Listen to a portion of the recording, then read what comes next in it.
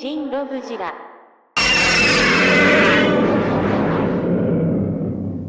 You can nab Color Renewal SpaceGodzilla over at HobbyLink Japan with the link in the pinned comment down below.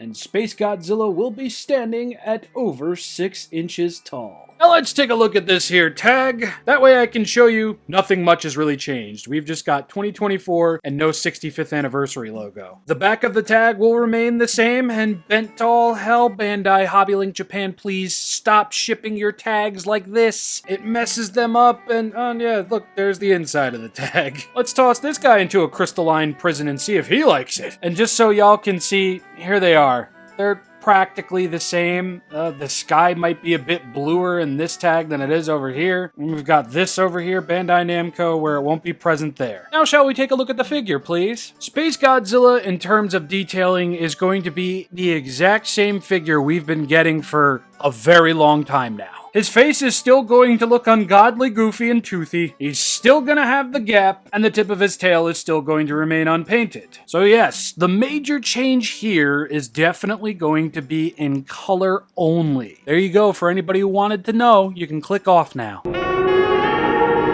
For those of you of the based variety, here we go, let's take a look. SpaceGodzilla is definitely going to have more of a dark navy blue skin tone, with the magenta underbelly and area around his crystals darkened to that of what it looked like in the movie. On the 2019 release, his underbelly and crystals really weren't right, but it was better than what we got in the past. The crest on top of his head is a darker shade, almost metallic looking. His underbelly is a couple shades darker, as are, again, that area on his crystals. And his crystals aren't going to be eggnog yellow. They're actually going to be pure white. And the same goes for his dorsal crystals over here, as, yeah, they're going to be massively white, with most of the tip of the tails, as you can see, remaining unchanged, as they are still just mid-tier spray levels at best. Now, to take a closer look at the paint job going on here, yeah, it's definitely not the cleanest. We definitely got some oversprayage going on here with this center row on SpaceGodzilla's tail, but I'll tell you what,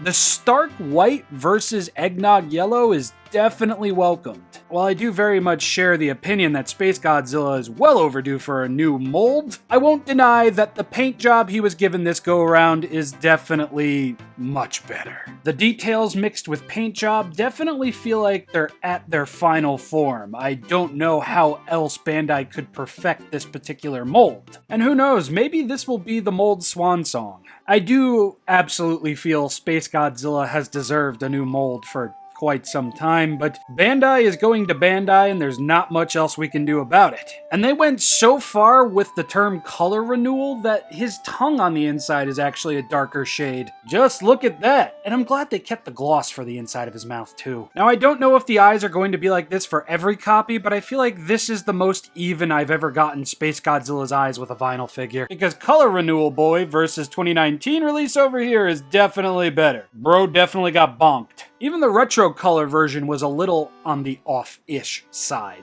Here, the eyes feel perfectly centered. If yours differs from mine, please be sure to let me know in the comment section below. I'm sorry, old friend, I gotta do it to you. Jesus, tap dancing monkaloid. It's just not even a fair comparison. Speaking of which, I really gotta ask, just what in the hell was Bandai thinking with this? Granted, it's a classic, but holy hell, yellow? Why? And just look at that back!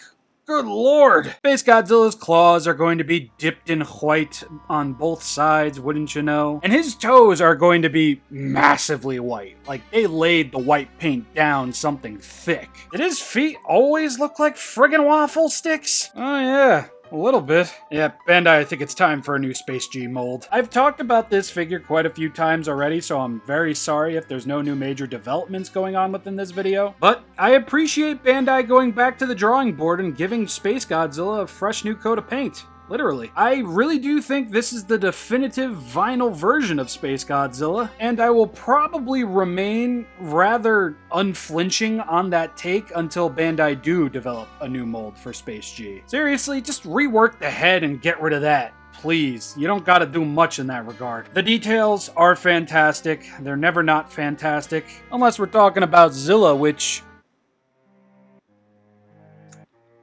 Why he look like that?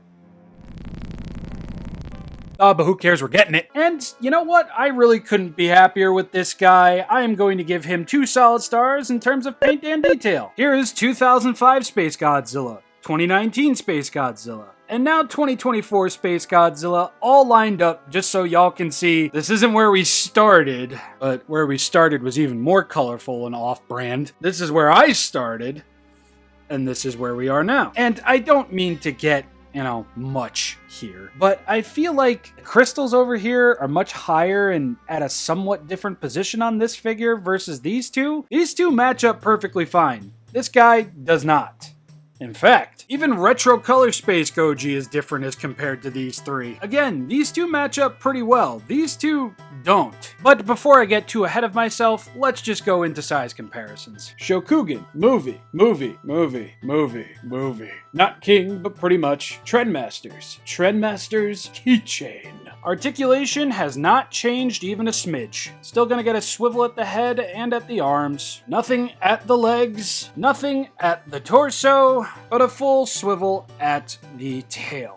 As always, typical Movie Monster series norm. They didn't add or subtract anything, so a solid star. Before I wrap this up, I just wanted to showcase 91 Goji and SpaceGodzilla together, our 2 color renewal figures, and just to communicate some information that apparently the reason why these figures even exist is simply because both of them were kind of off of the market. Yeah, there was listings on Amazon and such, eBay, the whole 9 yards, but they essentially weren't being made anymore.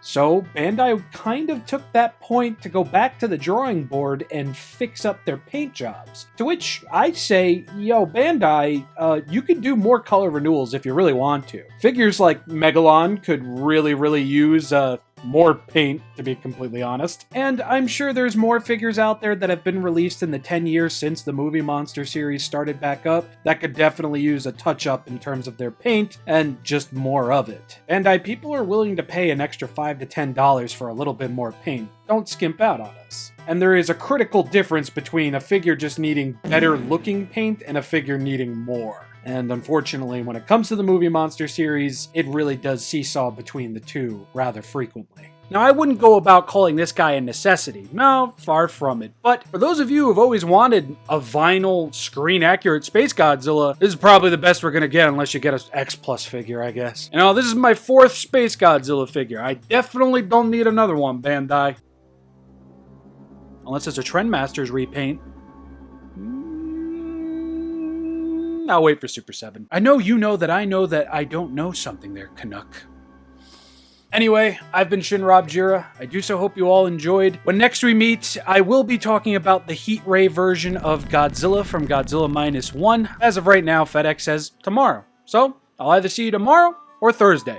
Probably Thursday, unless that thing arrives at 9 o'clock in the morning. Anyway, social media, Patreon, $1 a month, access to everything. See y'all later.